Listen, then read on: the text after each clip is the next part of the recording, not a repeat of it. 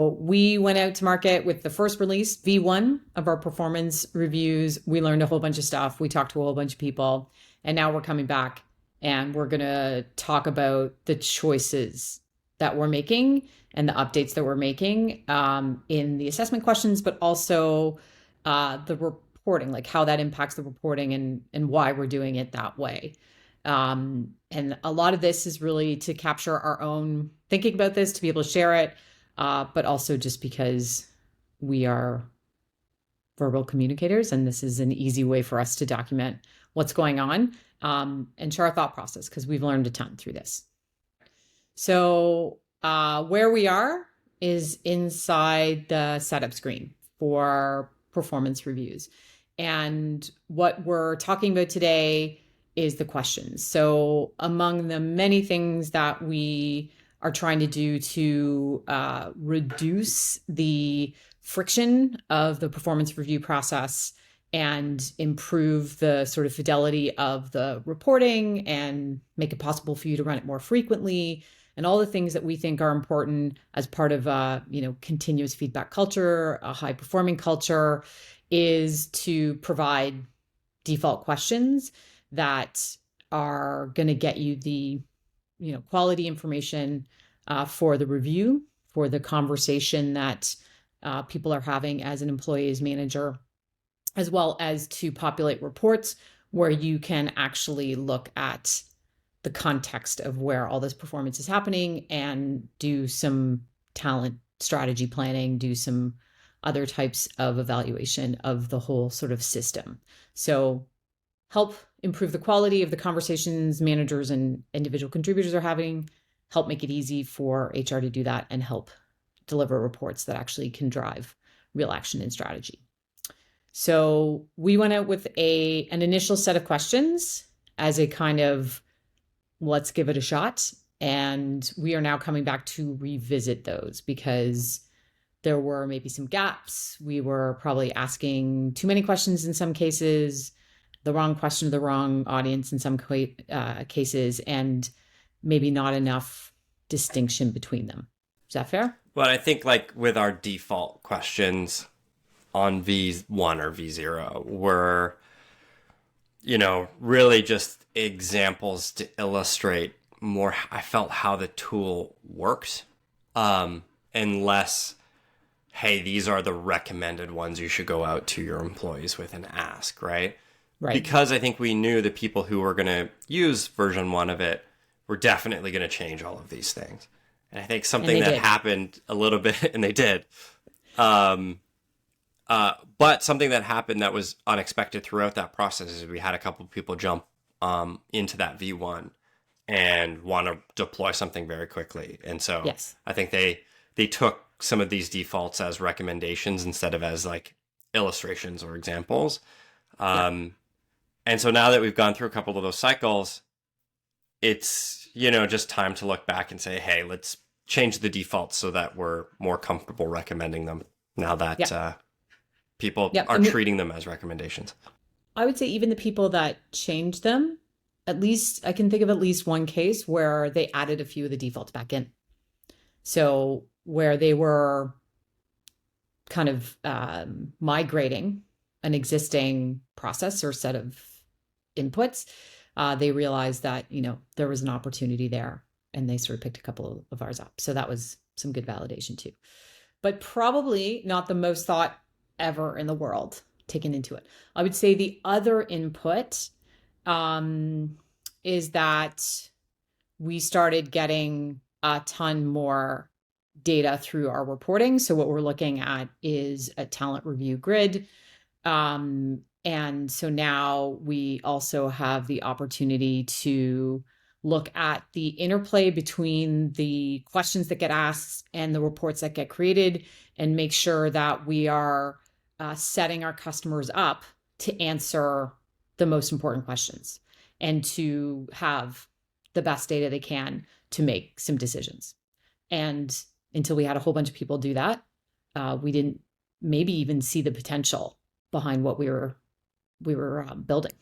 I think that's fair. I think, and on top of that, like what were their needs coming into it? I think, we had a couple of those. We now know, like, we're sort of looking at, in some cases, the reporting and working backwards.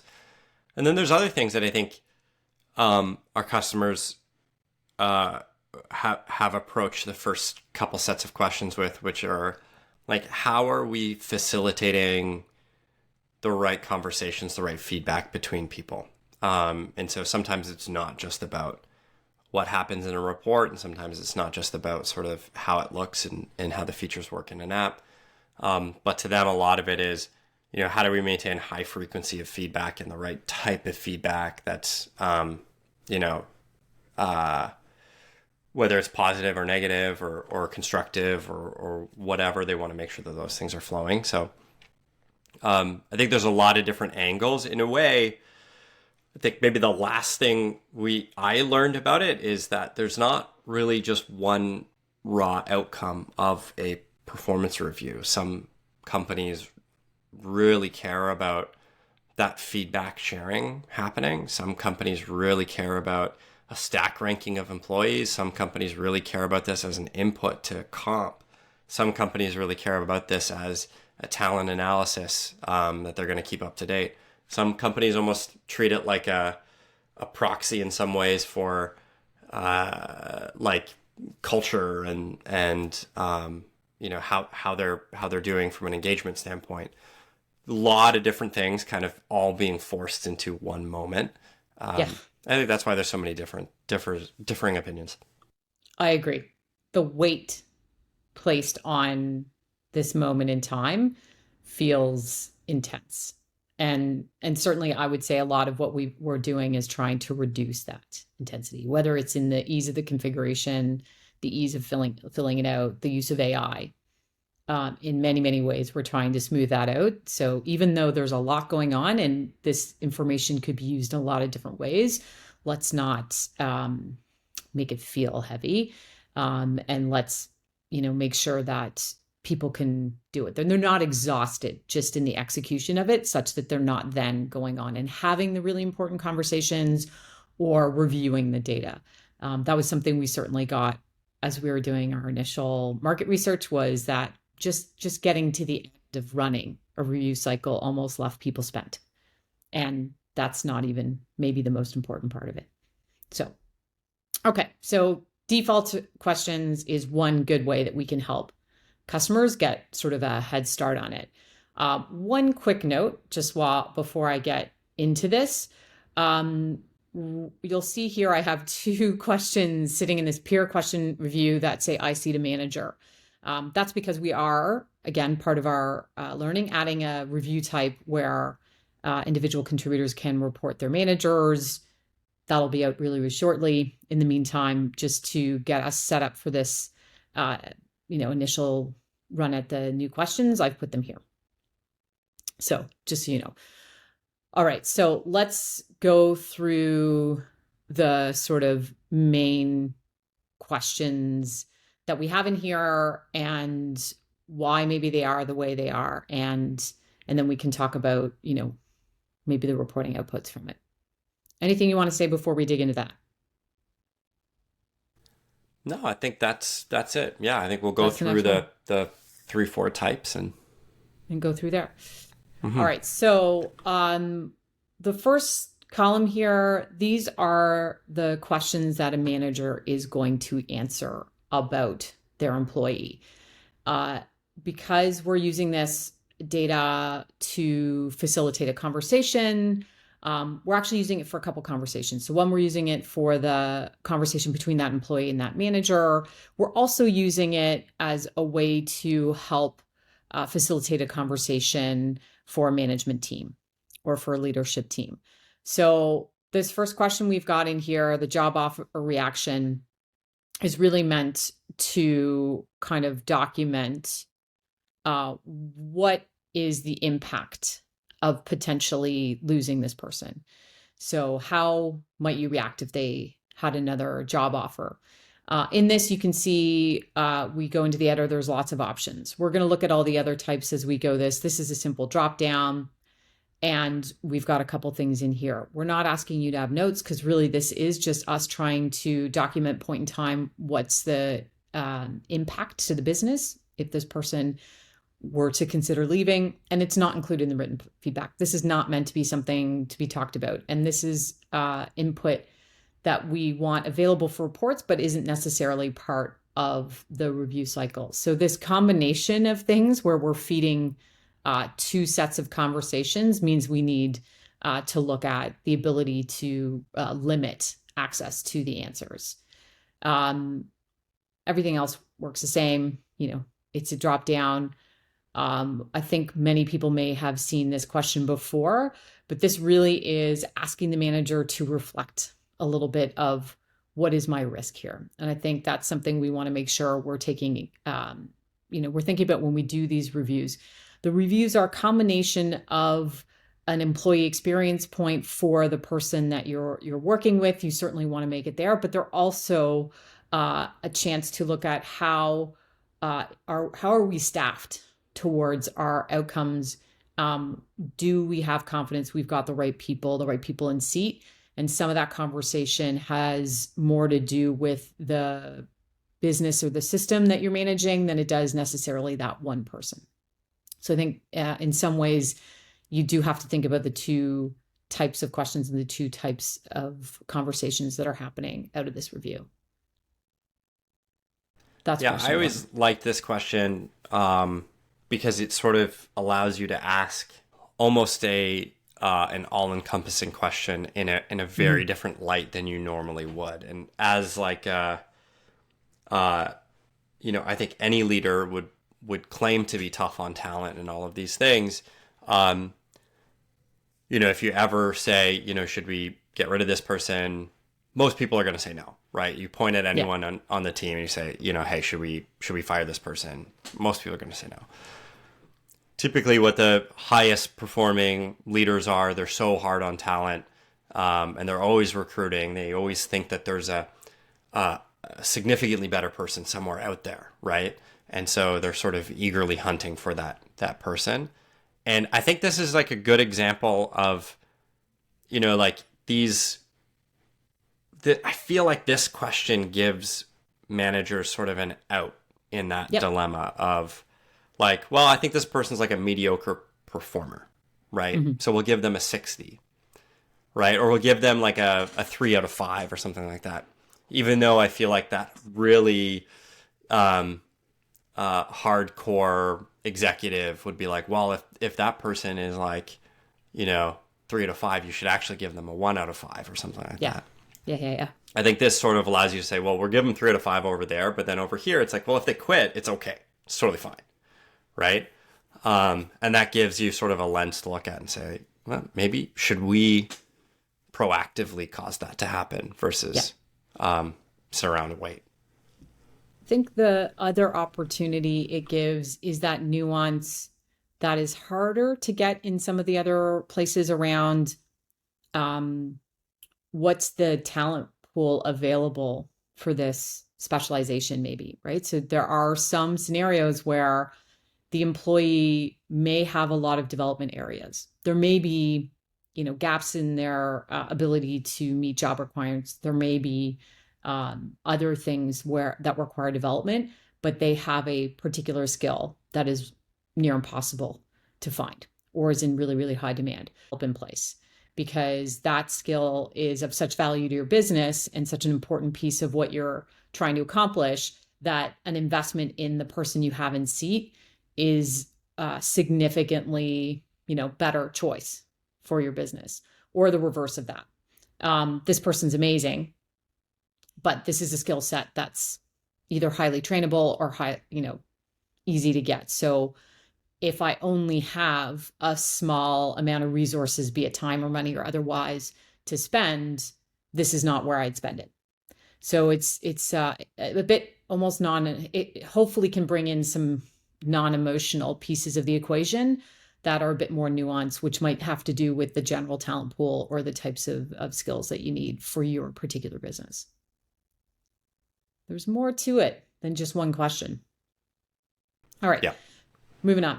Potential. Similarly, this is not a question that you may choose to include in written feedback. In this case, we've decided not to. but this one really is largely about a reporting outcome or a kind of talent assessment or planning kind of exercise than necessarily part of the conversation you're having with the IC. Although you might, and you really want to regularly have a sense of not just how are they doing where they are, but am I building a team for the future? So you're looking at what the opportunity 2 years from now, a year from now, is. You're looking at that pipeline of leaders. And if you look at sort of any of the research out there, the ability to quickly deploy talent is has a huge impact on people's outcomes or results. So always knowing where your talent is, where your gaps are, that kind of stuff is going to make your company more nimble. It's going to make sure that you're paying attention to the future. The other thing is it should really be every manager's responsibility to spot talent and develop leadership talent. So by putting this in the review, you're sort of drafting your entire management layer into that exercise. It's not just an HR and an executive team job, really. It should be everybody. So this is really bringing everybody into that exercise of making sure you're developing future leadership, that you're constantly refreshing, that you know you're ready for the next stage. I think this one for me, especially asking the manager to do this to their direct reports, gives them the ability to be way more objective on any of the remaining questions that have to do with their job requirements or their performance or their ability to hit goals, etc. I know, like, historically for myself, if a question is trying to force me to be objective, does this person meet goals or exceed goals or whatever? I know that the person can exceed goals handily, right? Yeah. But maybe they just didn't in the past one, and there's a trillion reasons for that. It could be vacations, it could be market conditions, it could be what I did as a leader in that scenario to better set them up or not set them up. And that subjectivity makes my rating harder in some cases. That's right. Right? Yeah. But really, that subjectivity is basically potential. It's like, well, I know this person can. Like, I have no doubts about the person. Let's give them a high potential. But when it comes to these other things, what can I say was demonstrated consistently, consciously over the past 6 months? Well, they didn't. Yeah. Right? So that's 3 out of 5 or whatever it is, right? But if I didn't have this potential question, then you sort of let that potential seep into the other questions, which muddies water. Well, and you're almost making the case for including this in a written review, because that should be part of the conversation, right? I want to share with you, maybe you're not meeting job requirements, but not because you can't, right? Make sure that you're letting people know that you are looking at the total picture, and that your intention is very much about developing them towards their potential, that you see it, they haven't fully reached it, and that's part of what your job is to help them reach it. So yeah, I think that's a good way to articulate it, is that it gives the manager a way to express how positive they feel about this person, but still be, honest about where they are today. Yeah, sometimes those like really overachieving types. Yeah. If you're being truly objective, well, they don't meet their exact job requirements. Why? Yeah. Well, it's because they're actually doing like 4 jobs, right? Yeah, exactly. And 3 of those jobs aren't their actual job requirements. Yeah. So they actually get like 80% of their actual job done, right? But on top of that, or they're new. Yeah, or they're new. They're 2 years into their career, and it's not possible for them to acquire all those skills. Doesn't mean that they're not amazing. They just haven't. There's 30% of the requirements of their job that they haven't gotten to yet. That's a good lead in to the next 2 questions, which I kind of pair together. and they can very easily get conflated. And again, it's another opportunity to give managers, peers as well, other people, a chance to highlight, excellent performance, even if it's outside of job requirements, because your performance exists in the context in which you're operating. And sometimes that context is not supporting you meeting your job requirements, and you've made a choice, or you and your manager have made a choice for you to move away from that. But it's still important to start understanding, how have you done against what was articulated as the job requirements or documented as the job requirements? Because it may not, in fact, even be about that person's ability to meet them. It might be the job requirements are wrong. Especially in a startup, jobs change all the time. And so this is also maybe a prompt at re-emphasizing that. If you honestly look at the job that you've asked them to do and whether they are doing all the pieces of it, maybe they aren't. And maybe that's about the opportunity you've given them. Maybe that's about the skills they've acquired or the training that's available to them. Maybe that's about the projects that's gone on, something else in the context. But you do want to keep track of, are they actually meeting their job requirements, for a couple of reasons. Sometimes that's a way for you to continue to build a history and a case around a potential promotion. Sometimes that's an ability for you to understand whether the job requirements are a mismatch for what is actually needed to be done. I was talking to somebody about it, CSMs, or maybe that was the example we were coming up with, but maybe job requirements were upsell, but there was a product release that went really poorly. They were all hands on deck fighting fires, and so they all failed. And that's not because they can't or they couldn't, but in that period of time that you're evaluating, wasn't possible for them to do that. And you have a choice there. You can either say that's temporary because this thing happened, or we're expecting too much out of that role, and maybe you split it out.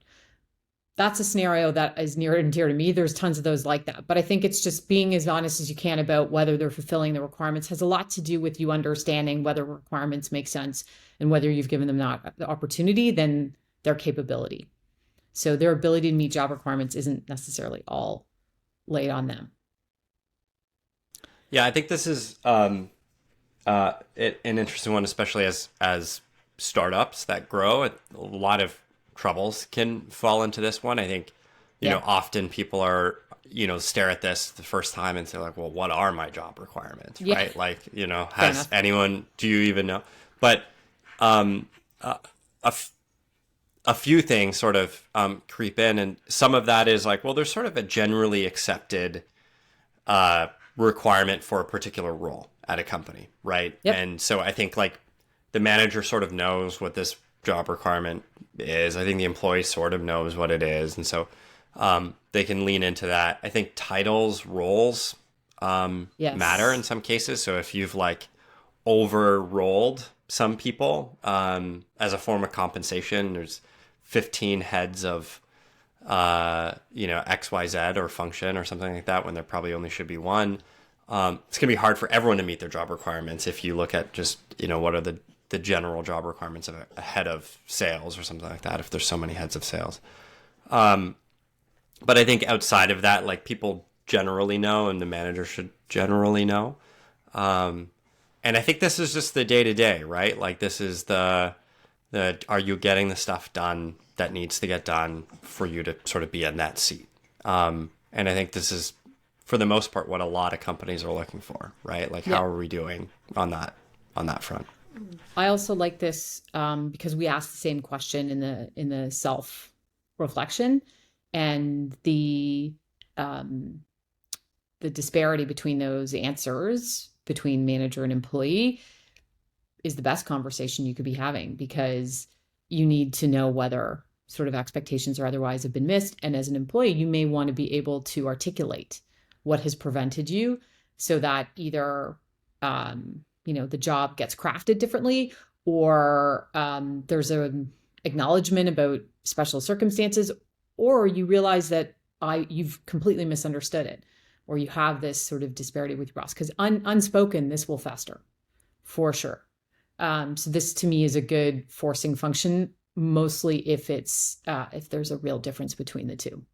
And that's what we found in our first round, is where we can force the exposition of a difference of opinion is where there's a huge amount of value in the AI reviews and in driving the right conversations, is the forcing of the acknowledgement of assumptions that are unspoken is a massive benefit in terms of a review process. So Yeah, I think like the thing to think about, when heading down the path with something like what we're doing is, the managers, the employees will have a little AI beside them, like an HRBP AI beside them that, I remember in one of the cases getting a message, where the person was like, what is sort of the typical job requirements for this person in this role? They didn't ask anybody. They asked the AI and it just spit it out. Right. And so there's a lot more knowledge that's available to them sort of at their fingertips than they otherwise would have. And, and then you can factor in, well, if that's what, I should expect of someone, is that this person sort of meeting those things, and you get that help along the way. And also the basis for a training and development plan, right? This is where you can identify gaps.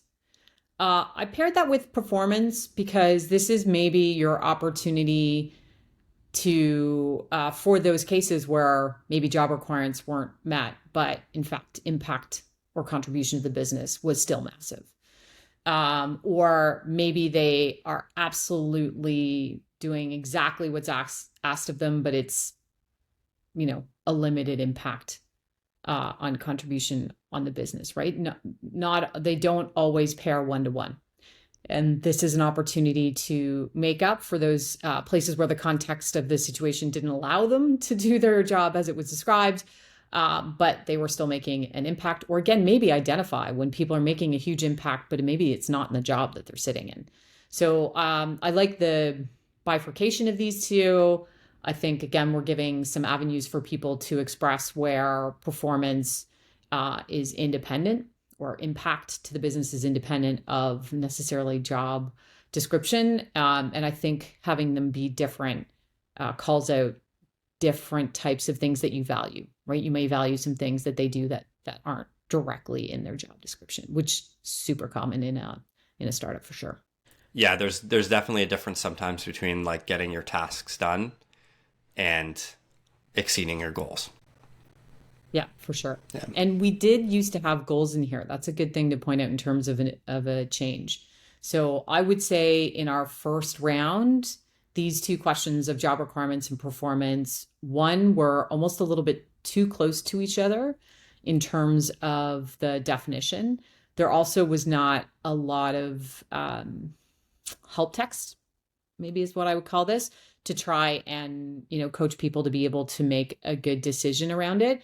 And we used to have goals be a major part of performance. And what I've probably learned in the first round is, goals is a loaded language. Also, goals, not everybody who you might be asking about this might know exactly what their goals are.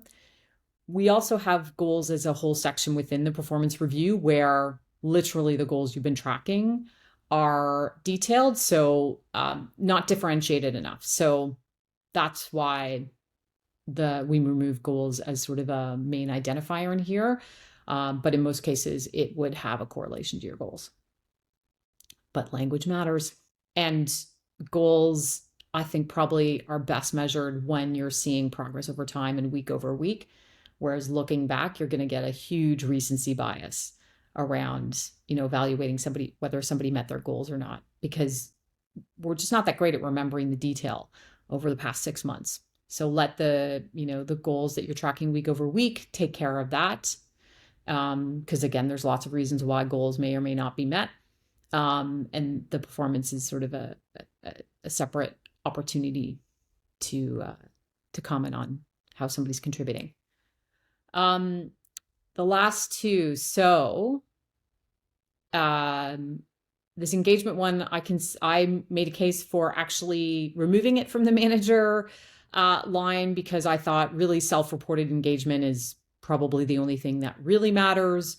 Um, I've had enough people kind of challenge me on the idea that actually, again, this is another opportunity to get a sense of disparity between what a manager is observing and what an employee is actually experiencing. So we kept it there. But maybe in this case, Brennan, we've got those three different types of questions. In this case, this is a slider. In our first set rollout, in our V1 rollout, I think we had every question as a slider. And as you saw, I just had a whole bunch that were levels. Any sort of why? Why did we do them as sliders? And then why have we maybe changed our tune on that? I think the sliders initially started as almost like, the intent was,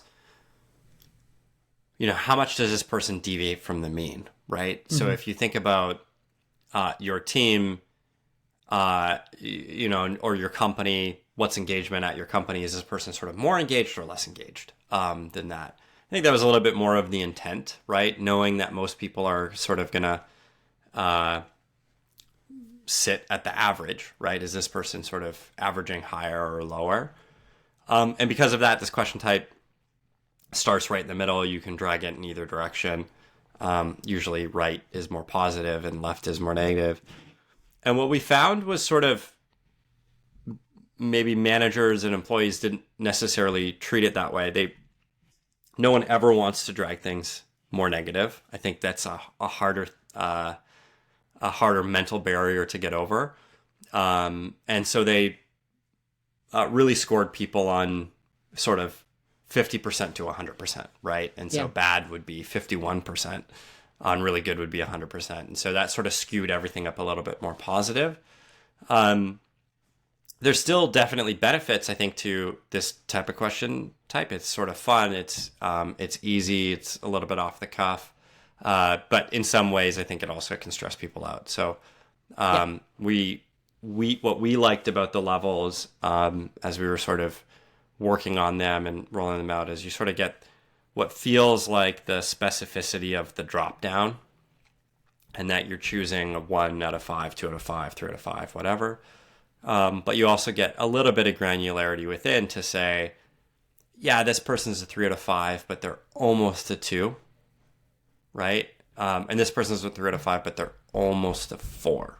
And so sometimes it's nice to differentiate between those two people on your team. Yeah, this scale felt almost too big for people. So on a question of performance or job requirement, that sort of thing, there was a lot of hand wringing around like exactly where on the scale, because it just felt like it was too big of a scale and it was putting too much load on people answering it. So I think we definitely learned that the type of question that you ask influences people's ability to answer it quickly. We had thought initially that the slider would make it simpler. Looks so easy. You just slide it around. We were, in fact, wrong.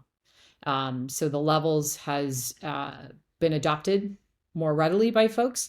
And you can kind of see why it feels like a progression where you can actually move someone up, and it's a little bit easier to have a more distributed set of responses. So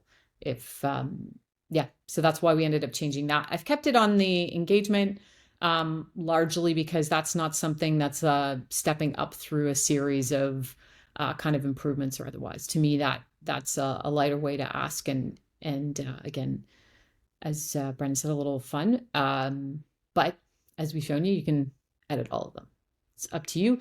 We're recommending this also for the difference.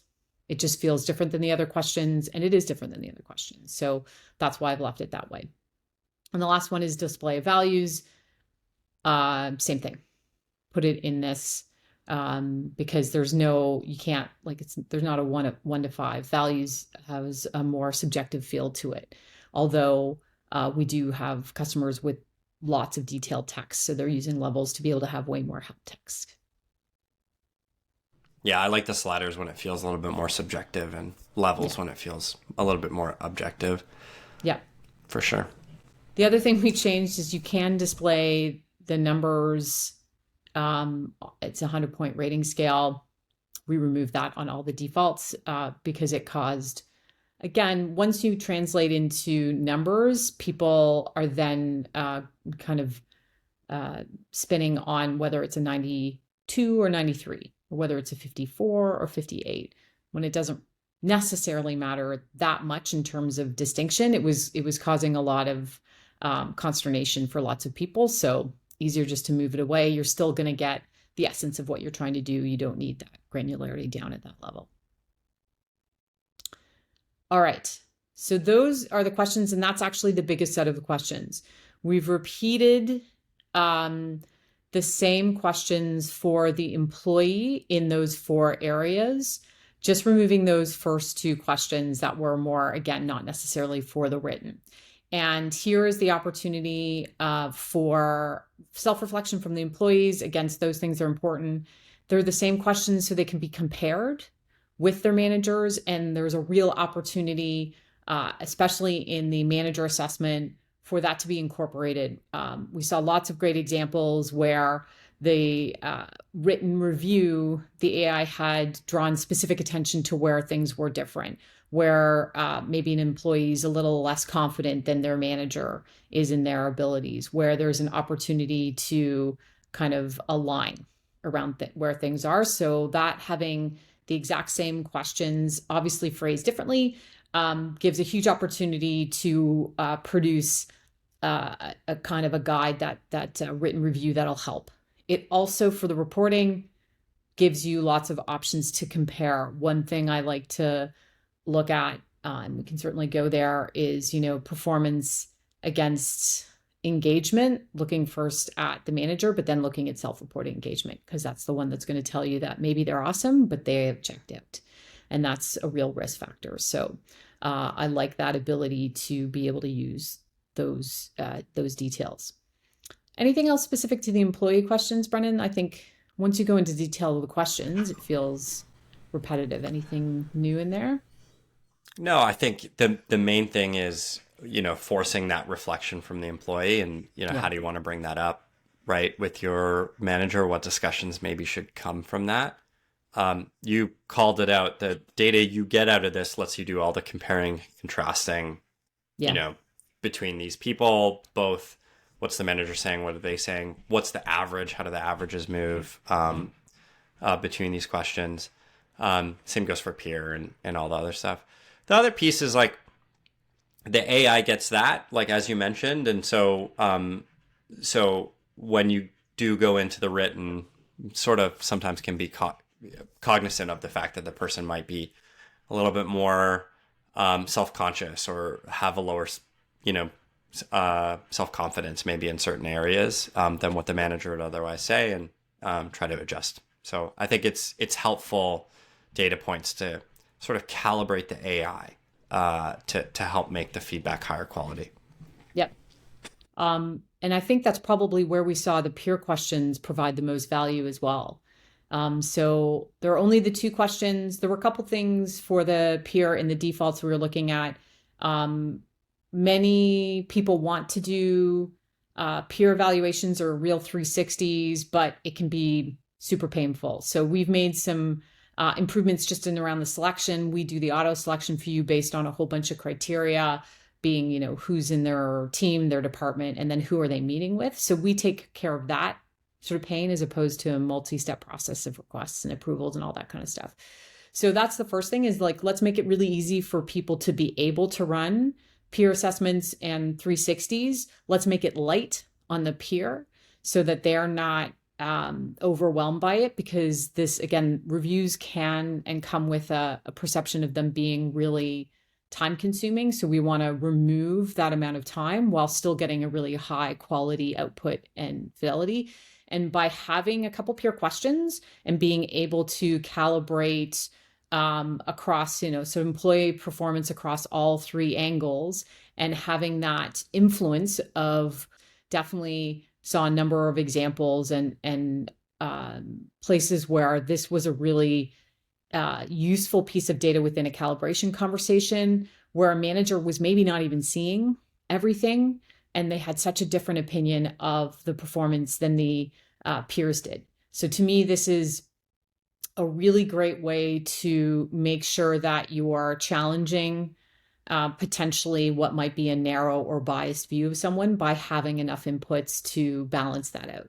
Lots of cases where everybody said exactly the same thing, but that opportunity to, force the manager even to reflect. We talk a lot about employees having this self-reflection, but even managers to reflect on, am I seeing the whole picture?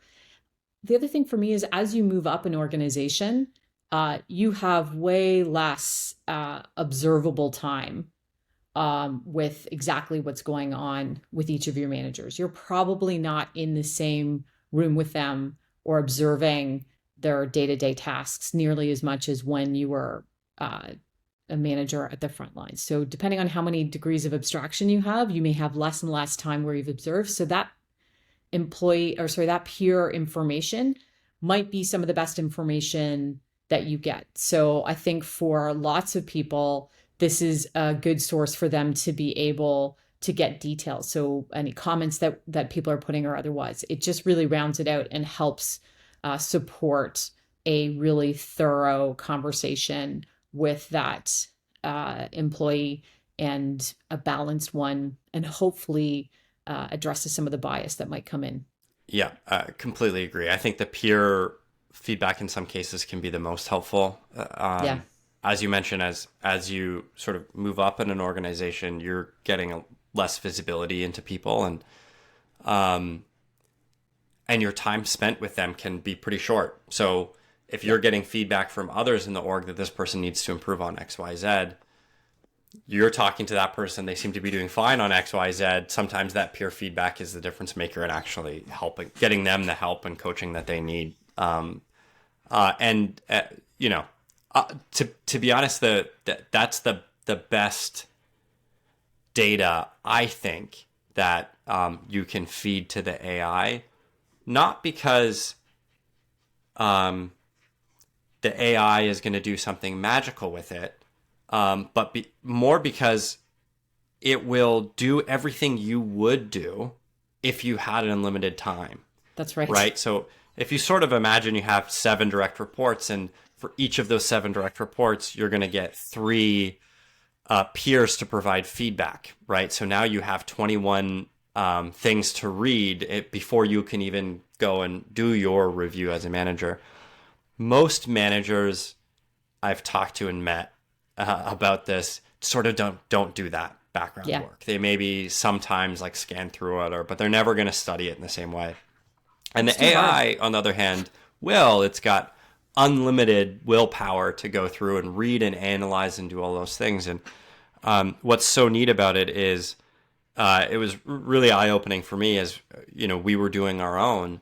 And I was sort of reflecting on, wow, that the AI has pulled out some themes from peer feedback, from the differences in scores, and sort of made a couple almost like EQ observations about this person that maybe just went over my head because I wasn't really studying for this test, right? And because it's there, because they pointed it out, I kind of glance over and look at it. I'm like, you know what? I think maybe this thing's right. And like, okay, that can be a really productive conversation that otherwise wouldn't have happened. And so I think the peer questions can be such a huge treasure trove of insight that you otherwise can't get. Yeah, I love that addition. It's just, I also love the AI bringing attention to sort of things that maybe you knew, but you hadn't had the attention density on them to really reflect on it. And again, it creates that pause without you having to do any extra work. So now you've got better insights, less time. What could be better? Yeah. The last category is going to be the ability to have the individual contributors actually rate their managers. As I said at the opening, this is going to be its own set or its own type of question, similar to these, within the next week or so. But I wanted to have the questions that we're going to start with. So these are the first time we're having default questions around this individual contributor to their manager. So this will be the V1 of these questions. And again, I wanted to limit it as we add more question types, or more review types rather. And as we add more questions, we're just adding more weight to the process. So being really conscious that we want to get high quality, actionable insight out of this that's driving the right conversations, and also providing the right kind of view into the data. But we don't want to make this process any longer or harder. So I have chosen two categories. One is around career development. So if we look at the manager's role, part of the manager's role to be about helping this person develop in their career. Are they doing that? How effective are they in doing that? Are they just casually having career conversations, maybe just when prompted, or are they actually driving those conversations and working collaboratively on a development plan? How supported in career development is this person? And that was one category I wanted to make sure I captured, because it is certainly what a lot of people talk about. We work a lot with startups as well, and career development is a big piece of why you often go to a startup, because there's so much opportunity. So I wanted to make sure we captured that kind of important piece of the manager's role that can too often time will not be given to it. I wanted it to be in the reviews so that there's an opportunity to, have the manager of managers pause and look at whether this is something that their team is doing regularly. So that conversation happens there, but also look at the impact on people's performance based on whether their managers are having career conversations. So is that actually impacting whether people are getting results, whether they're engaged? What is the impact of the manager's attitude towards these types of activities in terms of the results you're getting as a business? It's not just about how is that employee's experience in terms of being supported. It's also like, does that have an impact one way or the other on the results they can produce today? So I really wanted to make sure that got captured. Anything more on that, Brennan? I think these questions that, like the employee sort of doing upwards feedback to their manager, in many cases, I think they're going to depend on like your culture, your company, and Definitely. if your company is, a company where you want people to stick around for a long time, and you do have career opportunities for them, you sort of have to make sure that people are having the conversations and discussing it and are aware of it, right? Otherwise, there's no wonder why someone might take that other offer. So I think it's going to depend a little bit at like, um, what stage your company's at for sure, and what things culturally that you value, you want to make sure you're hitting on. And these ones can change too. I can imagine these ones evolving as the company, becomes really good at certain things. For sure. And I feel like you're telling me that this V1 is going to get changed, that we're going to see it Yeah, like evolve. the other ones feel a little bit more like V2s, whereas So these more ones feel like stables. Yeah, V1s. yeah. But Fair it, enough. Fair but enough. it doesn't. I don't think that they're bad ones. I can just imagine Yes, them. we're going to learn about it. Once the majority of the company gets some of these things in place, it might feel like a steady state and maybe Yeah. not as interesting as it was. The first 3 or 4 cycles you took somebody through.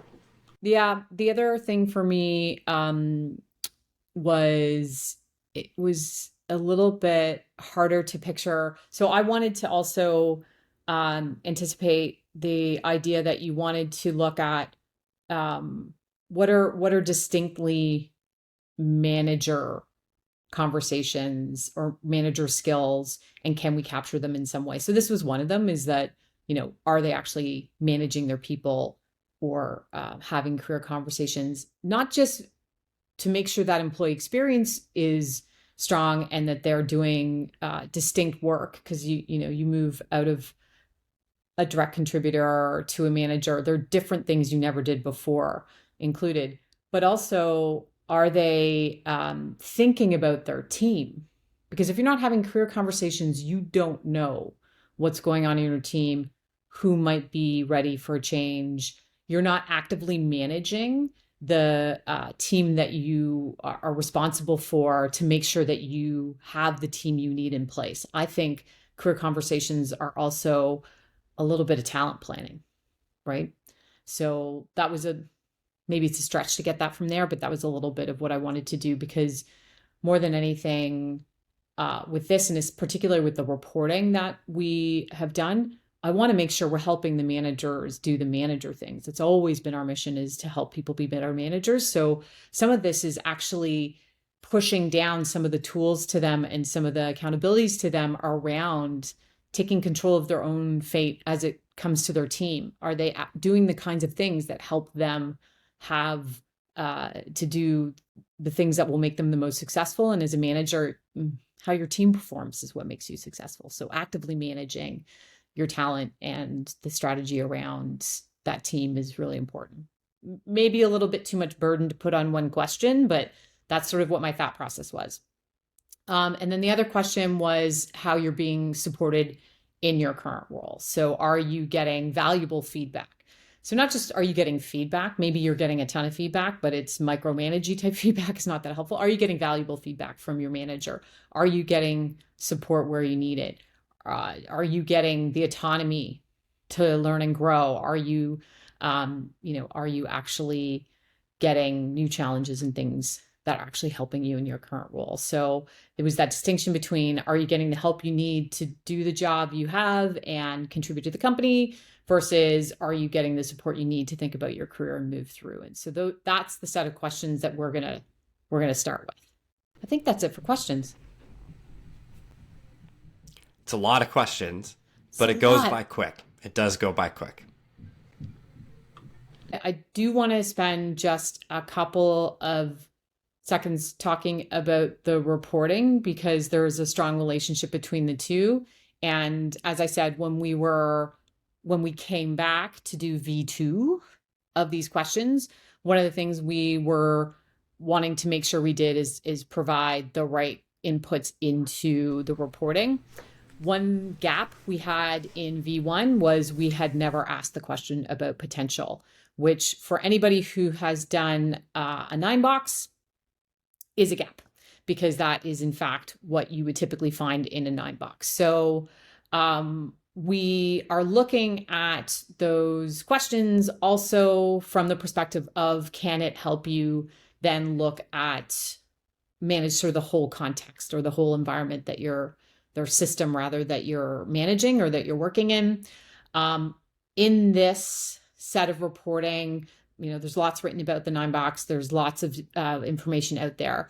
We're not going to, define for you necessarily what each of these boxes might mean at your company. I think that's where some really solid work can be done with your HR business partners and otherwise. But I do want to start bringing that idea of looking at the team and looking at everybody from this perspective to every manager. So these reports are available to any manager at any level.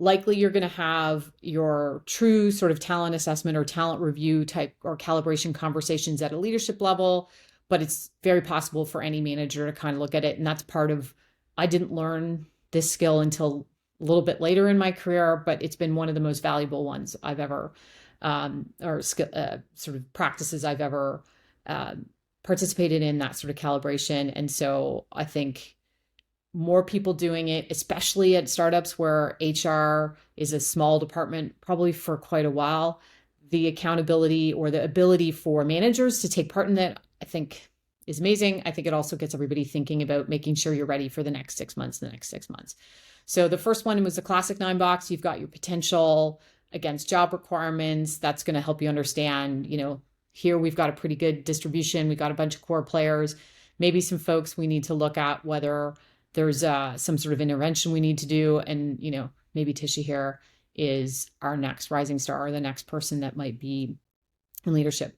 In addition to kind of looking at where does everybody sit and what's the composition and, do I need to think about bringing in more managers or otherwise?